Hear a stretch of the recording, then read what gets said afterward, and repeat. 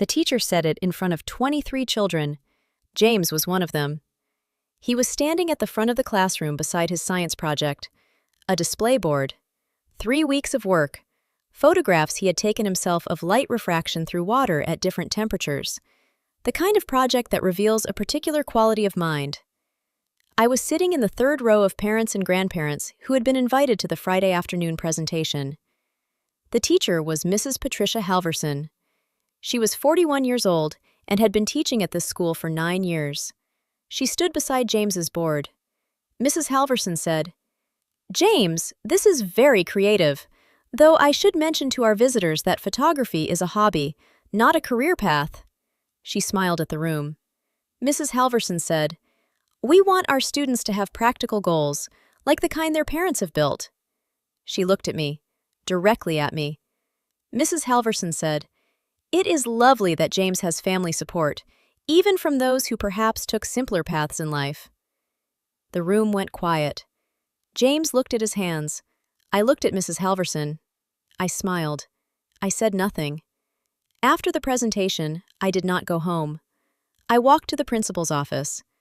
"My name is Eleanor Brooks, 63 years old, Connecticut, retired teacher. I taught high school English for 22 years. I want to say that again because it is relevant to what happened on Friday afternoon. I taught English for 22 years. I stood in front of classrooms. I read essays. I gave grades. I stayed after school for students who needed more time. I wrote recommendations that helped young people get into universities. I attended parent evenings and science fairs and graduations. I did this for 22 years with the particular commitment of someone who understood that a teacher's words land differently than anyone else's because children are listening for evidence of who they are. I know what a teacher's words can do. I know precisely. Let me tell you about James. James Brooks is 4 years old. He is Lucas and Nicole's younger son. He draws gardens with lavender and visiting birds. He chooses lavender sprigs carefully. He brings them to my kitchen table. 3 weeks ago, James asked his older brother Daniel a question. He said, "Why does water make the light go different?" Daniel is at Northeastern studying photography. He was home for the weekend. He sat with James at the kitchen table and explained light refraction. What it is, why it happens, how it looks in photographs. James listened to everything. Then he said, "I want to find out more." He borrowed Nicole's phone. He set up his own experiment at the kitchen sink. He filled glasses with water at different temperatures. He held the phone at different angles. He made notes in his own handwriting, which, at 4 years old, looks like a combination of letters and weather patterns. He built a display board. His name at the top, his photographs in the middle, his notes along the sides. 3 weeks of work. Because his brother had shown him how to see something. Mrs. Halverson stood beside that board and said, "Photography is a hobby." She looked at me and said, "Simpler paths." She did not know about Daniel at Northeastern. She did not know about 22 years of teaching. She did not know about 31 students and 12 student teachers, and a novelist whose first book is dedicated to the teacher who said, "The words are already there." She saw a woman in the third row and she made an assumption. And James looked at his hands. That was the part I could not let pass. Not for myself, for James. A 4-year-old boy who had spent 3 weeks learning about light and water and who deserved to leave that room knowing that what he built was valued. I sat in the third row for the remaining 12 minutes of the presentation. I watched James finish his presentation. James said, "Water makes the light bend because the light goes slower in water than in air, and slower makes it go different."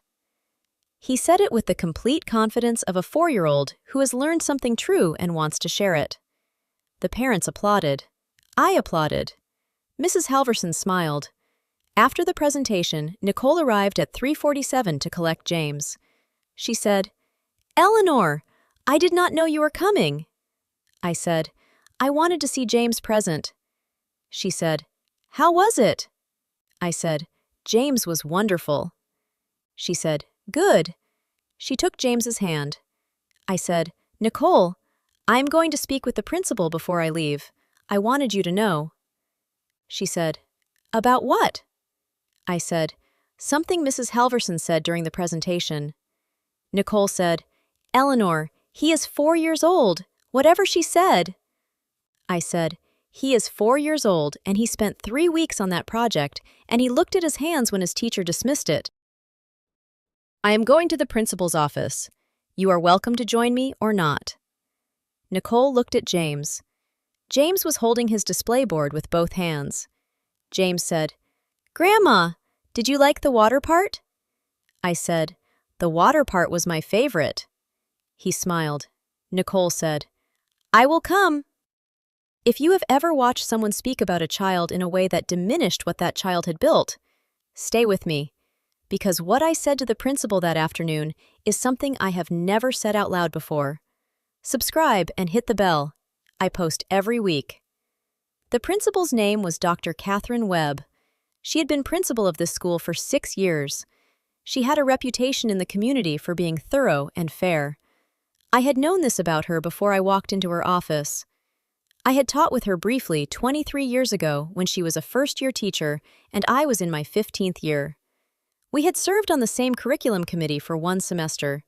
She had been precise and honest and had asked good questions. She had not recognized me when I walked in. Not immediately. Her assistant had told her a parent and grandmother were waiting. She had come to the door. She had looked at me. Something shifted in her face.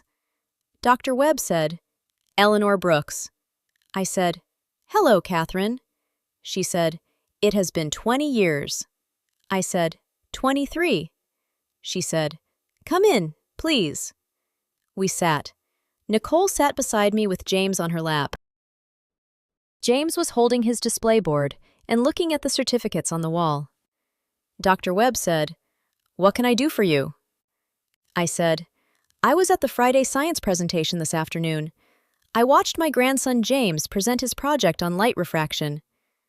Dr. Webb said, "James is one of our more remarkable 4-year-olds." I said, "Yes, he is." I said, "During the presentation, Mrs. Halverson made several comments I want to bring to your attention." I said, "She told the room that photography is a hobby and not a career path." She said this while standing beside a 4-year-old child's project that included photographs he had taken himself. Dr. Webb said, "I see," I said. She then looked directly at me and said it was lovely that James had family support, even from those who perhaps took simpler paths in life. The office was quiet. Nicole looked at the wall. James said, "Grandma, that lady said that." I said, "Yes, she did." James said, "What is a simpler path?" I said, "We will talk about that later." He went back to looking at the certificates. Dr. Webb said, "Mrs. Brooks, I want to understand the full context. Was this said directly to you or as a general comment to the room?" I said, "She looked at me directly. The comment was general in framing and specific in direction." Dr. Webb said, "And you believe the intent was to characterize you personally?" I said, "Catherine, I taught English for 22 years. I know the difference between a comment that happens to land on someone and a comment aimed at someone. This was aimed." She said, "Yes, I believe you." I said, "I am not here about myself." Dr. Webb looked at me. I said, "I am 63 years old and I have been managing this kind of comment for a long time. What I cannot manage is the effect of that comment on a 4-year-old boy who watched his teacher suggest that the person he loves most took a simple path." He looked at his hands.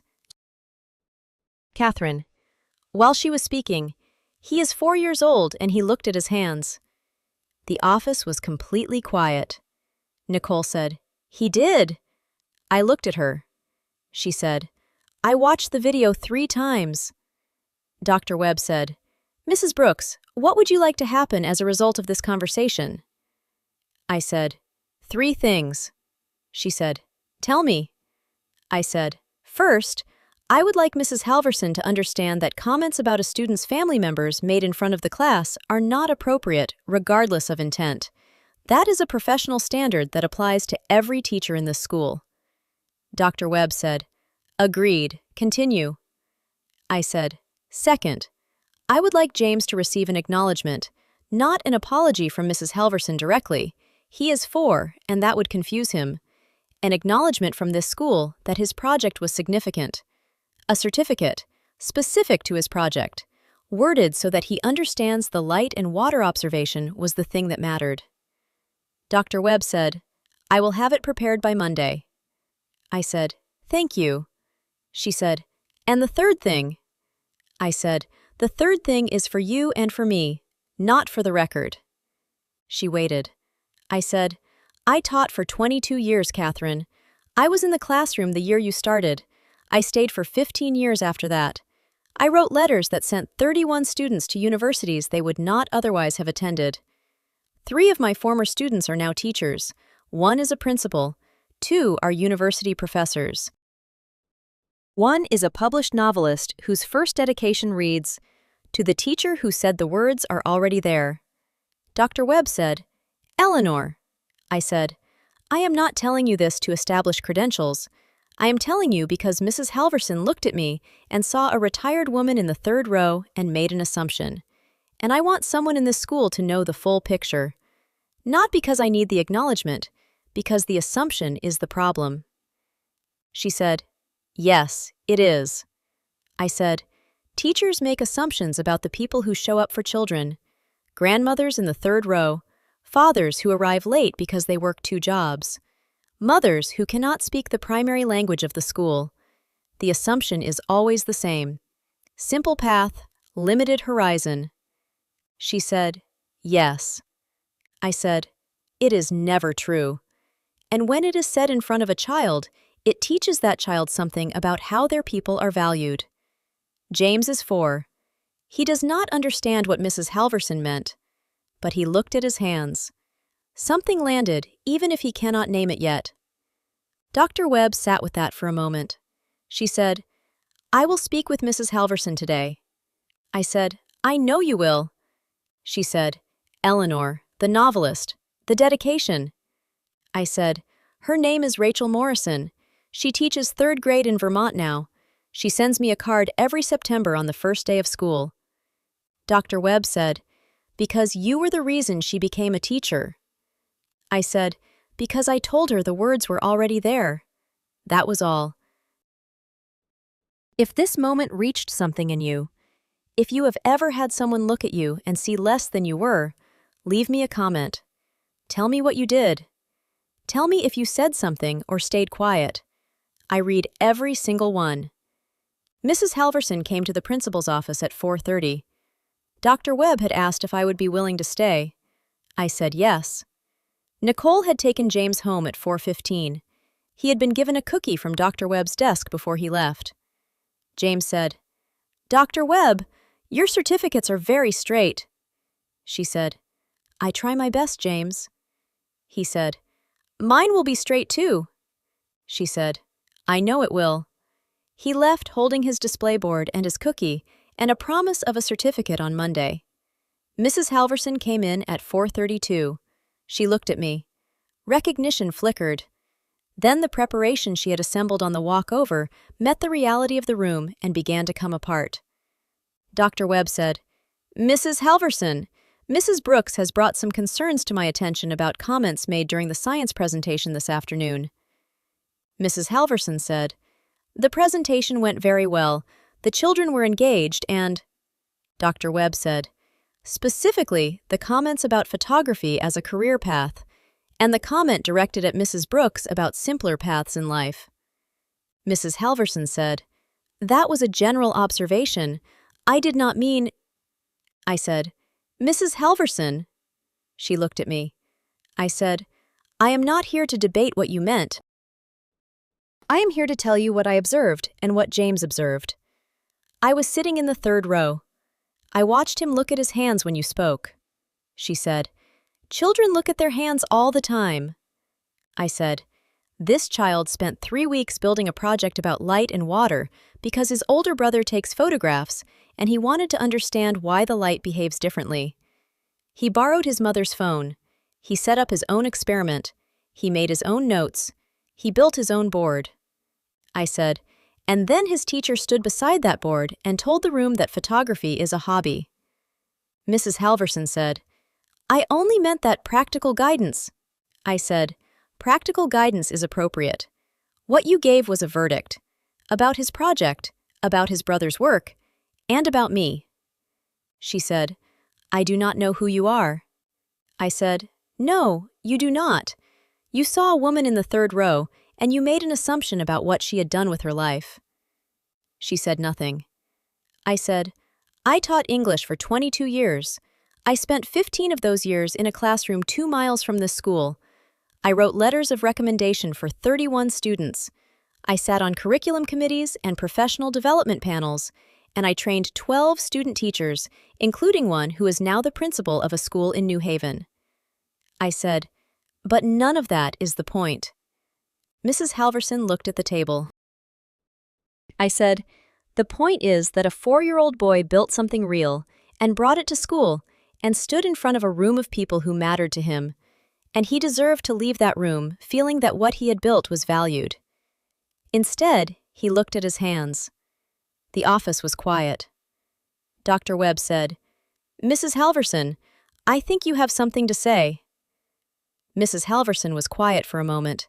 Then she said, "I made an assumption about you, and I made a comment I should not have made in front of the children." I said, "Yes." She said, "I am sorry." I said, "The apology I accept is the one that changes something, not just today, going forward, in how you speak about children's families, in how you speak about children's interests." She said, "I understand." I said, "Photography is how Daniel taught James to look at light. That is not a hobby. That is how one person shows another person how to see the world. That is the most important thing one human being can do for another." She said nothing. I said, "That is also, incidentally, what good teachers do." She looked at me. I looked at her. Dr. Webb said, "Thank you for coming in, Mrs. Halverson." Mrs. Halverson stood. She said, "Mrs. Brooks, I will do better." I said, "I know you will. Catherine will make sure of it." She left. Dr. Webb looked at me across her desk. She said, "The words are already there." I said, "Always. That is the thing most teachers forget. They think they are putting something in. They are not. They are helping something come out." She said, 23 years. I said, 23 years, and I still believe it completely." She said, "The certificate for James. Monday morning, first thing." I said, "Thank you, Catherine." She said, "Eleanor, Rachel Morrison, the card every September." I said, "Yes." She said, "Do you know how many students remember their teachers?" I said, "The ones who needed them, yes." She said, "You should know that you are remembered, more than you probably understand." I said, "I know enough." I stood. I picked up my bag. At the door, I turned. I said, "The student who is now a principal in New Haven, her name is Maria Santos. She was in my 11th grade class in 1994. She had transferred from another school mid-year, and she did not believe she could write. I gave her an essay back with one sentence at the top. I said, it said, 'This is the beginning of something.' I said, 'She kept that paper for 30 years. Dr. Webb said, 'How do you know?' I said, 'She sent it to me last year, with a note that said, "I finally understand what you meant."'" I walked out of the principal's office into the Friday afternoon. The school was quiet now, most children gone. I walked to my car. I sat for a moment. I thought about James looking at his hands. I thought about the certificate that would be ready on Monday. I thought about Daniel at Northeastern photographing library windows at 6 in the morning. I thought about Rachel Morrison in Vermont sending cards on the first day of school. I thought about Maria Santos keeping a piece of paper for 30 years. I thought, yes, this is exactly what it is for. It is Monday morning. James received his certificate at 9:15. Nicole texted me a photograph at 9:40. James holding the certificate with both hands, his name at the top. Below it, in recognition of exceptional scientific inquiry and original investigation into the properties of light and water. Below that, presented with the highest commendation of this school. He was smiling the full, real smile. Nicole's text said, "He asked if he could bring it to your house." I wrote back, "Tell him Thursday. We will put it on the refrigerator." She wrote, "He said he already knows where it goes, next to Emma's boarding pass." I looked at that message for a long time. Next to Emma's boarding pass. He knew. A 4-year-old boy knew exactly where the important things lived in his grandmother's house. Daniel called in the evening. He said, "Mom told me what happened Friday." I said, "Yes." He said, "You went to the principal." I said, "Yes." He said, "Because of what she said about photography." I said, "Because of how James looked when she said it." He said, "Grandma, he is 4." I said, "Yes, and he is paying attention. They always are, even when you think they are not, even when they are looking at their hands." He said, "Is he okay?" I said, "He has a certificate and he is bringing it to my house on Thursday." He said, "Can I come Thursday?" I said, "Yes, come at noon. Bring good light." He said, "I will bring my camera." I said, "I know." A teacher stood beside a 4-year-old boy's display board and said, "Photography is a hobby." She looked at me and said, "Simpler paths." She did not know that photography is how one person teaches another to see the world. She did not know that the woman in the 3rd row had spent 22 years helping young people find what was already inside them. She did not know about Rachel and Maria and 31 letters and a novelist's dedication. She made an assumption. I walked to the principal's office, not for myself, for James.